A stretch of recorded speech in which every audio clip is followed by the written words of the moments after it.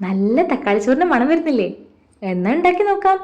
ഒരു പാത്രത്തിലേക്ക് 2 table spoon നെയ്യ് ഒഴിക്കുക. പട്ട, ഗ്രാമ്പു, ഏലയ്ക്ക, കടുക്, ഉഴുന്ന്, പൊട്ടുകടല, കാഷ്യൂനട്ട് ഇത്രയും സാധനങ്ങൾ യഥാക്രമം ചേർത്തിട്ട് ഒന്ന് വറുത്തെടുക്കണം. ഒരു ബ്രൗൺ കളറൊക്കെ ആയി വരുന്ന സമയത്ത് ഒരു ചെറിയ കഷ്ണം ഇഞ്ചി ചതച്ചതും, ഒരു 3-4 വെളുത്തുള്ളി ചതച്ചതും, ഒരു സവാള നീളത്തിലരിഞ്ഞതും ചേർക്കണം. ഇനി ഇത് നന്നായിട്ടൊന്ന് വഴറ്റണം. സവാളയൊക്കെ ഒരു ബ്രൗൺ കളറായി വരുമ്പോഴാണ് നമ്മളുടെ മെയിൻ താരത്തിന്റെ എൻട്രി, തക്കാളി. ഒരു 2 തക്കാളി എടുക്കാം. ഒരു തക്കാളി അരിഞ്ഞും എടുക്കണം, ഒരു തക്കാളി അരച്ചും എടുക്കണം.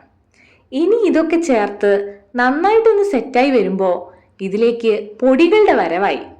മുളക് പൊടി, മഞ്ഞൾപ്പൊടി, ഗരം മസാലപ്പൊടി, കായം, പിന്നെ ആവശ്യത്തിനുള്ള ഉപ്പ്, ഇത്രയും സാധനങ്ങൾ ചേർത്തിട്ട് അടച്ചു വെച്ച് വേവിക്കണം. തക്കാളിയൊക്കെ നല്ല വെന്ത് സെറ്റായി വരുമ്പോൾ ആവശ്യത്തിനുള്ള മല്ലിയിടലയും പുതിനയിടലയും ചേർക്കാം. 1 ഗ്ലാസ് അരിയാണ് കഴുകി വൃത്തിയാക്കി ചോറാക്കി മാറ്റി വെച്ചിരിക്കുന്നത്. ഇനി ഇത് തക്കാളിയുടെ ഗ്രേവിയിലേക്ക് ചേർത്തിളക്കി നന്നായിട്ടൊന്ന് മിക്സ് ചെയ്തെടുക്കുക. അടിപൊളി തക്കാളി ചോറ് ഇവിടെ റെഡിയായി. സൂപ്പർ അല്ലേ? എല്ലാവരും ഇതൊന്ന് ട്രൈ ചെയ്ത് നോക്കുക. ഇഷ്ടമായിച്ചാ എന്തായാലും സപ്പോർട്ടും ചെയ്യാം. അപ്പോൾ ബൈ.